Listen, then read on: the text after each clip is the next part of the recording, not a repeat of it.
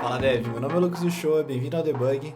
E o vídeo de hoje, na verdade, é uma palestra que eu dei lá na Hotmart. Essa palestra ela foi baseada em alguns vídeos que eu tenho aqui no canal sobre arquitetura e modularização. E se você não viu esses vídeos, eu vou deixar listado no card aqui em cima, para você depois que assistir essa palestra, dar uma conferida neles também. E se você já viu esses vídeos, essa é uma ótima oportunidade para você relembrar um pouco dos conceitos e talvez aprender alguma coisinha nova aqui. E claro que eu não podia deixar de te pedir que se você ainda não for inscrito aqui no canal, clica no botãozinho vermelho de se inscrever, bora deixar essa nossa comunidade cada vez maior. Também ativa o sininho para ficar por dentro de todas as novidades que rola aqui no canal. Chega de enrolação e bora pro que interessa.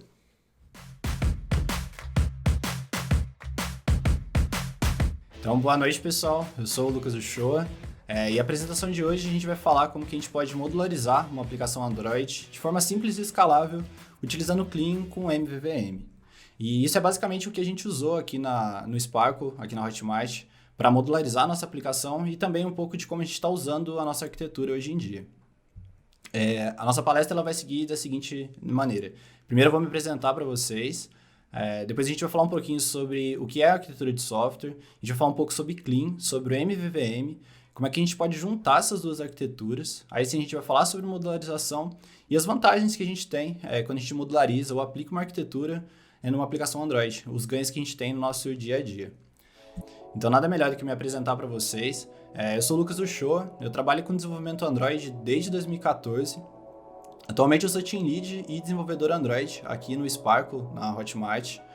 Para quem não conhece o Sparkle ele é um aplicativo onde a gente pode criar comunidades, a gente pode produzir conteúdo, compartilhar conhecimento e você também, se tiver uma audiência, você consegue engajar a sua audiência no Sparkle. E se você comprou algum curso também da Hotmart, você consegue consumir os seus cursos dentro da nossa plataforma, que estão hospedados aqui. E atualmente eu ando compartilhando também um pouquinho da minha experiência no YouTube. Então eu tenho um canal chamado Canal Debug e também no Instagram. Então se vocês quiserem conversar comigo, tirar alguma dúvida depois, é só me seguir pelos meus canais. E bom, para a gente entender um pouco melhor sobre modularização e arquitetura, primeiro a gente precisa entender o que é uma arquitetura de software. E o conceito de arquitetura de software em si, ele é bem fácil de ser entendido. Ele é até bem intuitivo. Quando você ouve sobre a arquitetura de software, você já sabe mais ou menos do que se trata, ou do que está sendo falado, porém não é tão fácil definir isso com precisão. Existem várias definições diferentes para o conceito em si, mas de modo geral, a gente pode falar que a arquitetura de software é o modo que você organiza e estrutura os componentes de um sistema. É basicamente um guia de desenvolvimento, o que vai te ajudar a fazer as coisas de uma maneira bem mais organizada. E por que a gente fala de Clean com MVVM quando vai falar desse mundo mobile? Bom, essa combinação ela traz bastante benefício para a gente na hora de organizar o nosso código. Ela facilita bastante também a separação entre lógica de view e lógica de negócio. E ela também proporciona uma escala e desempenho para a gente. Aqui nesse ponto eu estou chamando de escala o aumento da nossa aplicação em si. E quando a gente traz para o nosso contexto de Android, a gente ainda tem a compatibilidade com o Architecture Components do Jetpack. Então, para quem não conhece o Architecture Components do Jetpack, ele é um conjunto de bibliotecas que ajuda a gente a criar aplicações mais robustas, de uma forma testável também e com uma manutenção muito simples. Então, do Architecture Components eu posso trazer, por exemplo, o ViewModel. O ViewModel ele é parte do Architecture Components e ele dá uma integração para a gente com o ciclo de vida da aplicação. E dessa forma a gente consegue ganhar também persistência de dados. Então, por exemplo, se a gente está numa aplicação Android e a gente rotaciona a tela ela é recriada com esse novo estado dela, essa nova orientação, e os dados que estavam lá no nosso ViewModel, eles vão ser persistidos. Então, quando a gente rotaciona a tela, os dados carregados vão ser os mesmos que tinham antigamente e o estado da nossa aplicação vai ser um estado correto. E bom, como é que a gente junta essas duas arquiteturas? Quando a gente fala de Clean e MVVM, quando a gente vai procurar alguma coisa relacionada a isso, geralmente o que a gente encontra são essas duas imagens. A primeira imagem representa o Clean. Essa imagem ela mostra todas as camadas que podem ter dentro do Clean Architecture. E a segunda, uma imagem mais simples, o MVVM. Porém, na hora que a gente tenta entender essas duas arquiteturas juntas, parece que não faz muito sentido, é um pouco difícil de compreender como que junta elas.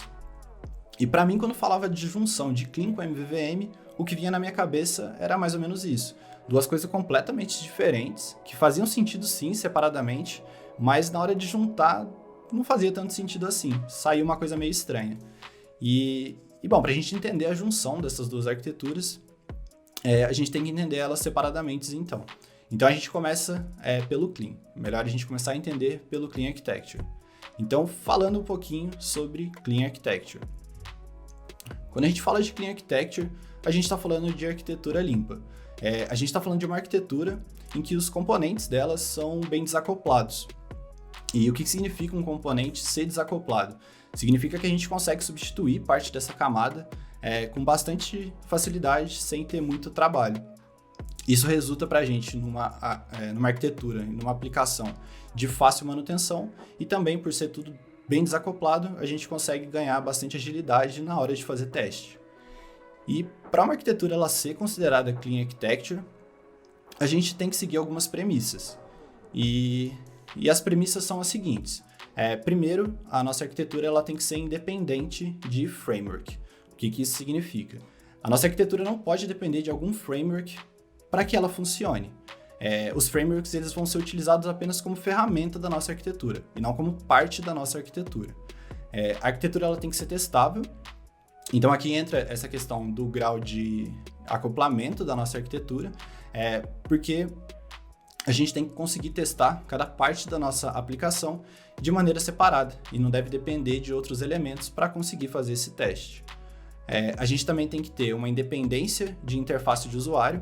Isso significa que a nossa interface ela deve ser independente. Então, que você não deve depender de uma interface em si para que a sua arquitetura funcione.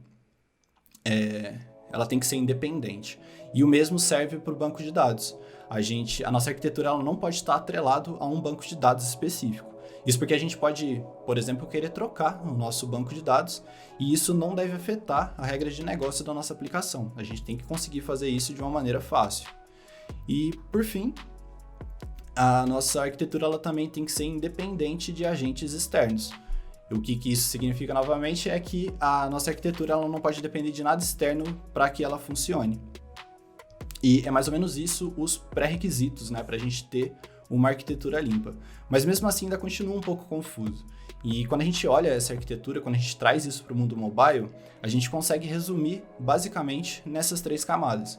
A camada de apresentação, a camada de domínio e a camada de dados. Então eu vou falar um pouquinho sobre cada uma dessas camadas para a gente conseguir entender como funciona a Clean Architecture dentro do mundo mobile. E para isso eu vou começar a falar da camada primeiro de dados, depois a camada de domain e por último a camada de apresentação. Então vamos lá. O que é a nossa camada de dados na Clean Architecture? A nossa camada de dados ela é a camada responsável por lidar com os dados da nossa informação.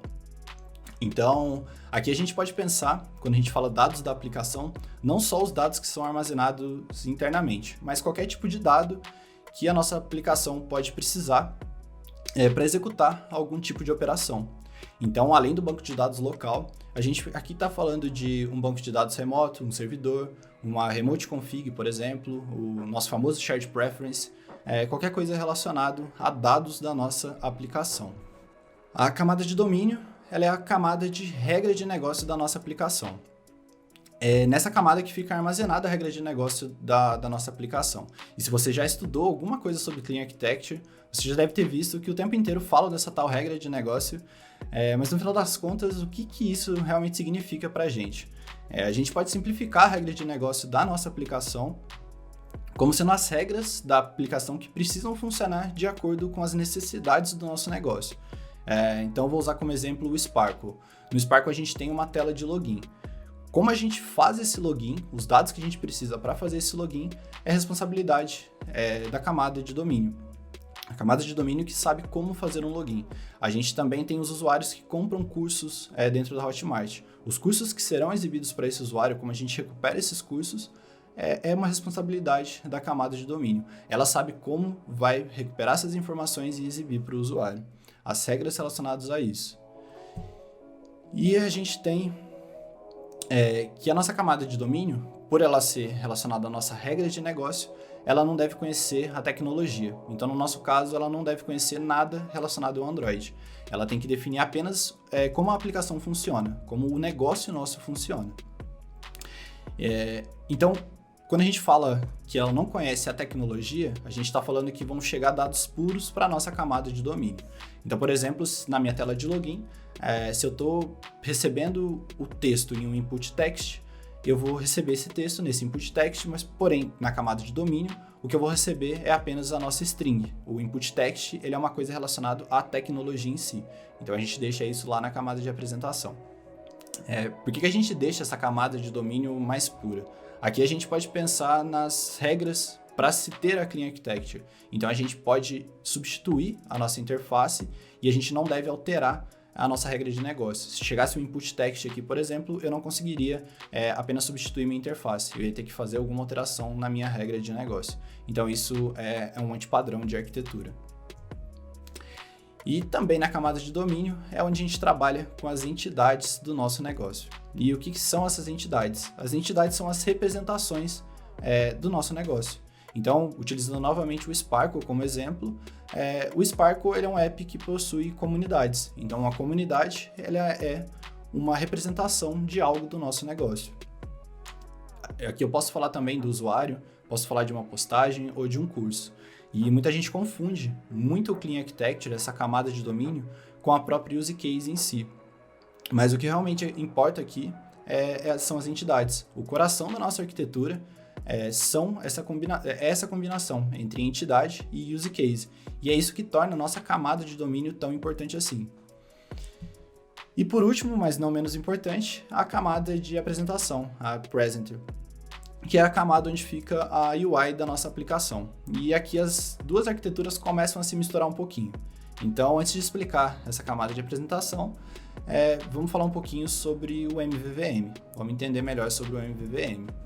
O MVVM, ou Model View e View Model, ele é um padrão de arquitetura dividido em 3 camadas, que também facilita bastante por ser desacoplado, e ele ajuda muito na separação entre lógica de view e regras de negócio.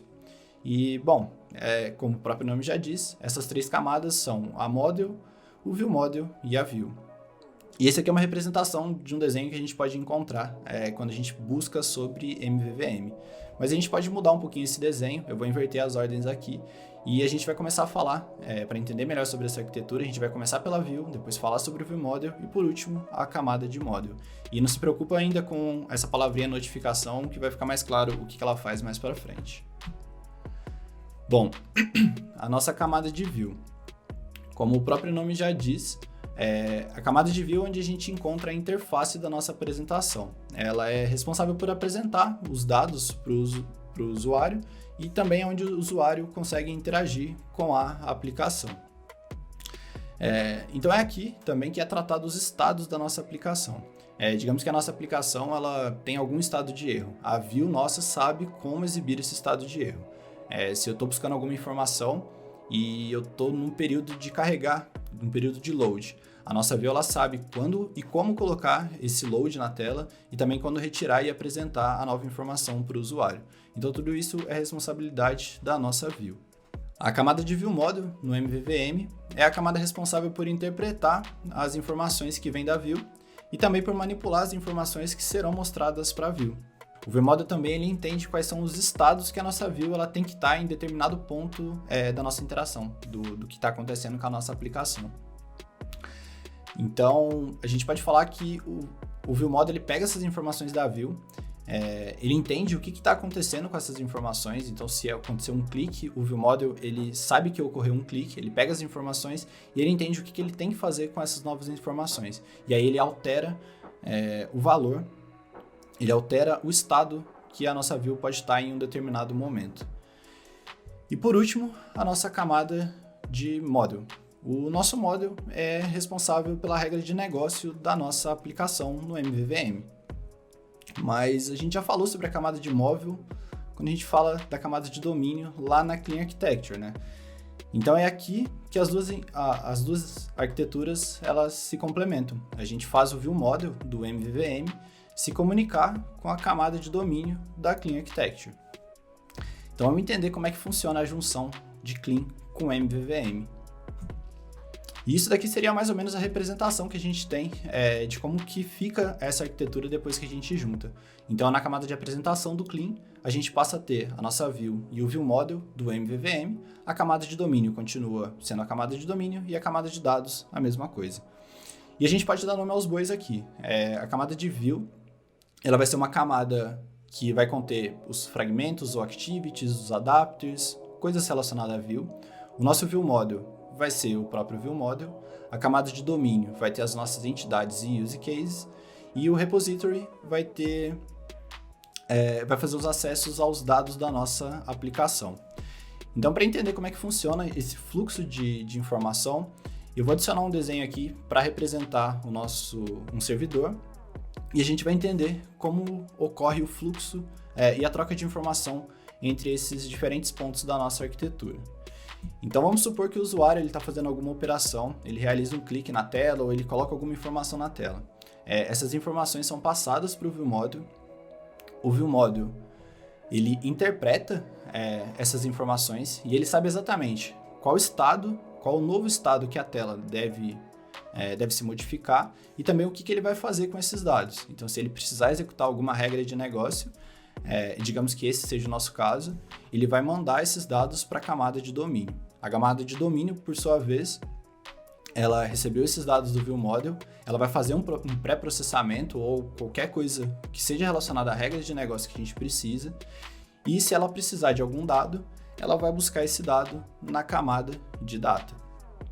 A camada de data, por sua vez, ela manipula esse objeto, cria, por exemplo, no nosso exemplo aqui, como a gente vai acessar a nossa informação, nossos dados vão estar em um repositório, a gente vai criar um request e a nossa servidor vai retornar para a gente um response com os dados que a gente precisa.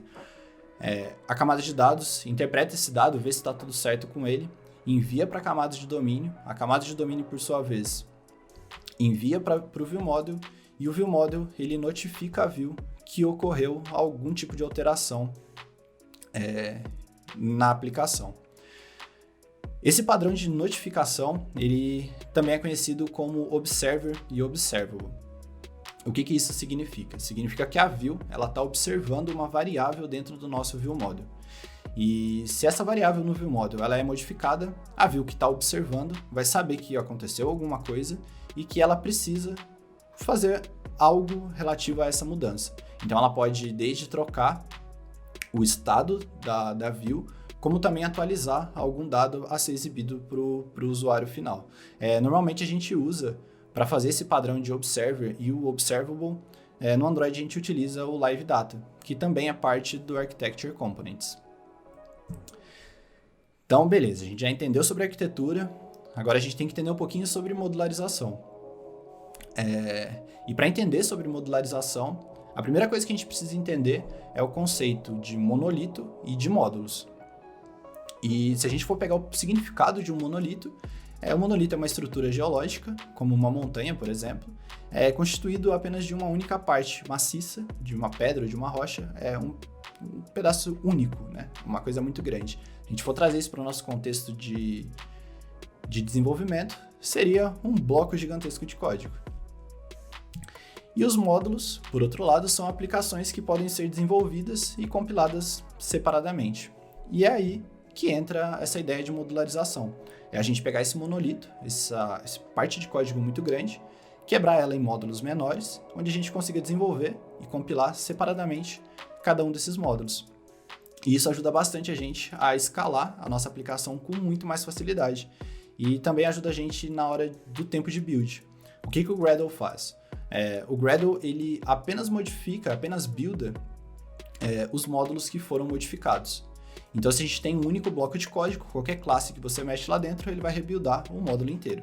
Se a gente tem vários módulos pequenos e a gente modifica apenas um módulo, o Gradle ele vai rebuildar apenas aquele módulo. E é aí que a gente ganha bastante tempo no tempo de build da nossa aplicação.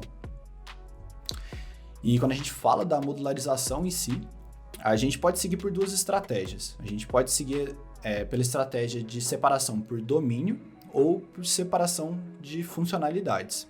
O que seria a separação por domínio? Vamos pensar no Clean Architecture, onde a gente tem 3 camadas principais, a Presenter, Domain e Data. Então a gente teria 3 módulos, uma para cada tipo de domínio. Uma para o domínio de Presenter, uma para o domínio de Domain e uma para o domínio de dados. Qual que é o problema da gente modularizar pensando em domínio? Conforme a nossa aplicação ela cresce, os nossos módulos vão crescendo junto com a nossa aplicação e eles acabam virando 3 monolitos. E aí a gente acabou de perder todos os benefícios da nossa modularização. Então a gente vai esquecer que existe essa parte de domínio e a gente vai partir pela modularização por funcionalidades. E como é que a gente faz então para modularizar? E aqui que é a pergunta de 1 milhão, o X da questão. Não existe uma fórmula mágica ou um manual que a gente consegue seguir de ponta a ponta e que a gente consiga modularizar qualquer aplicação de uma forma ideal. Mas a gente pode seguir alguns passos na hora de fazer essa modularização que pode ajudar a gente a ter ganhos reais com relação a isso. E quando eu falo da modularização aqui, eu não estou falando apenas de uma aplicação que está nascendo sem nenhum módulo e vai começar desde o primeiro dia já modularizada, ou uma modularização de uma aplicação legada. Aqui eu estou falando dos 2 casos. Pelos 2 casos a gente pode seguir alguns desses passos. Então a primeira coisa que a gente tem que pensar na hora de modularizar é fazer uma separação dos nossos módulos por contexto. E quando eu falo contexto aqui, eu estou falando desde uma biblioteca que a gente pode criar, a própria camada de redes, então um módulo de network, uma feature da nossa aplicação. O contexto é algo que a gente consegue definir e que faça sentido dentro da nossa aplicação. A gente também deve identificar módulos que não possuem dependências. Então a gente pode começar por esses módulos que não têm dependência nenhuma. Vou tentar dar um exemplo aqui. Imagina que no Spark, se ele fosse um aplicativo criado em cima de um monolito. Digamos que a gente quisesse modularizar a partir de uma feature, por exemplo, a feature de comunidade ou de postagem. Ela é uma feature muito grande que tem várias dependências, então ela não seria um candidato muito legal para a gente começar a nossa modularização. Mas por outro lado, a gente tem também uma camada de rede, e a camada de rede ela basicamente é constituída pelo retrofit e pelo OK HTTP. E são 2 dependências apenas que o nosso módulo tem, dependências externas, 2 libs, e a gente não vai depender de mais nada. Então a nossa aplicação poderia começar a ser modularizada pela camada de network, seria um ótimo candidato. A gente também tem que pensar nos nossos módulos em camadas, onde as camadas inferiores não conhecem as camadas superiores. E a gente pensa mais ou menos dessa forma que aí a gente consegue separar os módulos que não possuem dependência. Isso, no final das contas, acaba formando um formato de diamante. E vai ficar claro no próximo slide, onde eu vou mostrar mais ou menos como que a gente pode modularizar. Uma outra coisa que a gente tem que tomar muito cuidado é para não gerar dependência cíclica. E assim, se acontecer de você gerar uma dependência cíclica, não se preocupe. A sua IDE ela vai te lembrar, o seu código não vai compilar, então não adianta, não precisa se preocupar tanto assim. O que é uma dependência cíclica? Digamos que eu tenho 2 módulos, o módulo A depende do B para funcionar e o módulo B depende do A para funcionar. Ali eu gerei um ciclo, então a nossa aplicação ela passa a não compilar. E a gente tem 2 estratégias quando encontrar alguma dependência cíclica. Ou a gente começa a quebrar esses nossos módulos de uma maneira que a gente consiga remover essa dependência cíclica, ou a gente pode juntar esses 2 módulos em um só também. E aí, tentar utilizar esses módulos de uma forma única. E eu acho que o mais importante aqui é a gente sempre pensar que a gente tem que começar devagar. Um erro muito grande que a gente vê por alguns projetos, por algumas pessoas que falam sobre modularização, é a ideia de que a gente tem que fazer a modularização de uma vez só. E muito pelo contrário, a gente tem que começar devagar. E dessa forma a gente consegue construir a nossa modularização e arquitetura com consistência. E isso aqui seria mais ou menos a ideia do formato diamante, onde a gente tem, nesse exemplo, uma arquitetura dividida em 4 camadas. Então, isso aqui é basicamente como é que a gente usa atualmente dentro do Spark. Então, a gente tem a camada do nosso módulo app, que é o topo da nossa aplicação. A gente tem uma camada de infraestrutura, onde a gente coloca tudo referente a network, ou são vários módulos, né, na verdade, mas network, banco de dados, são o que a gente precisa para conseguir estruturar a nossa aplicação. As bibliotecas nada mais são do que helpers, algumas coisas que a gente vai utilizar para que a gente consiga construir as nossas features. E aí, quando a gente fala de feature, a gente está falando de uma aba de produtos, de uma aba de comunidades, da própria home da aplicação. Então, é mais ou menos nesse formato que a gente separa os módulos da nossa aplicação. E como é que a gente pode organizar, então, o Clean e o MVVM dentro do nosso projeto? Aqui eu estou utilizando o módulo App como exemplo, mas digamos que eu tivesse outros módulos, esses outros módulos seriam organizados dessa mesma forma. E como a gente viu naquele desenho da junção das arquiteturas, a gente vai fazer uma separação por pacote, começando pelo Clean. Então a gente vai ter três packages, um de data, um de domain e um de apresentação. E se a gente expandir esses pacotes, a gente vai ver que dentro da nossa apresentação, ali eu vou ter meus adapters, vou ter o meu MVVM. Então, tá ali meu fragmento, minha activity. Nos outros módulos, por exemplo, de domain, eu tenho o get categories, que é a minha use case, e eu tenho um repository dentro do módulo de dados. Então, isso está sendo feito no módulo app, mas poderia estar sendo feito em qualquer outro módulo. E, finalmente, quais são as vantagens de modularizar uma aplicação ou de aplicar uma arquitetura? E aqui eu vou resumir basicamente o que foi falado na apresentação toda. Quando a gente modulariza ou aplica uma arquitetura, e isso é feito de uma maneira bacana, a gente ganha um baixo grau de acoplamento. Isso facilita bastante a gente na hora de fazer teste na nossa aplicação e também na hora de reutilizar código. Então, a gente consegue reutilizar código com muito mais facilidade. Quando a gente pensa nessa questão da modularização, a gente ganha tempo de build. Então, se a gente tem vários módulos menores e alguns desses módulos são modificados, a gente vai rebuildar apenas aquele módulo. Então, isso gera otimização no nosso tempo de build. A gente tem uma organização muito mais clara do nosso projeto. Então, se ocorre alguma alteração, ou se a gente precisa arrumar algum bug, por exemplo, a gente sabe exatamente em que ponto a gente tem que ir.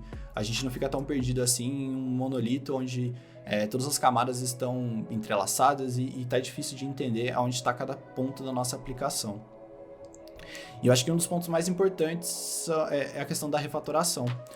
Quando a gente tem essa parte da modularização e arquitetura, a gente consegue substituir, por exemplo, um banco de dados ou fazer a modificação de uma chamada de serviço sem ter que passar por várias classes na nossa aplicação. A gente faz a modificação em um lugar, a gente faz uma alteração em um mapper e a gente já consegue manter o resto da nossa aplicação toda igual. Então não fica aquela loucura de você sair caçando modificação no seu código inteiro, depois vendo se nada quebrou.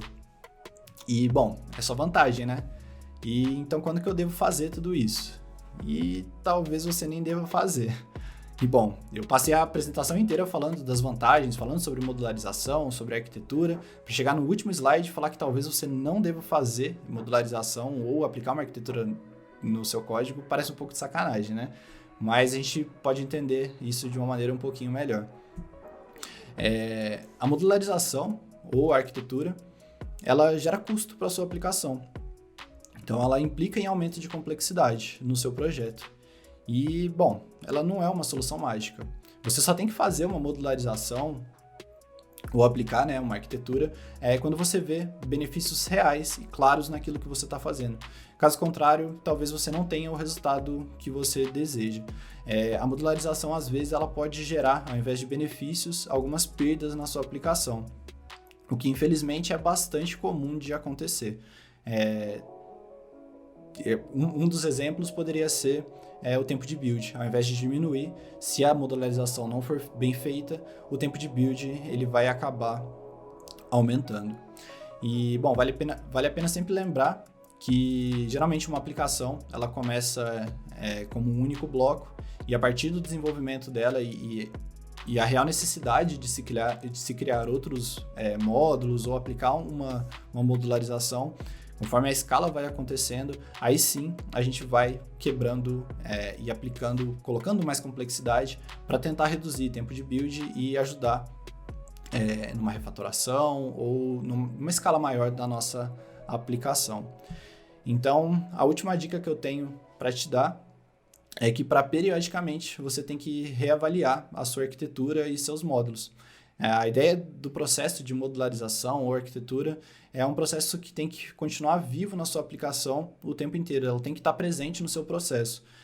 Aqui no Sparkle mesmo, a gente começou de uma forma, a gente reavaliou, viu que dava para fazer melhor e constantemente a gente está tentando melhorar para eliminar percas no desenvolvimento ou eliminar a complexidade da nossa aplicação. Mas não é uma coisa que a gente faz uma vez e nunca mais olha para aquilo. E, bom, era isso que eu tinha para falar. Muito obrigado a todos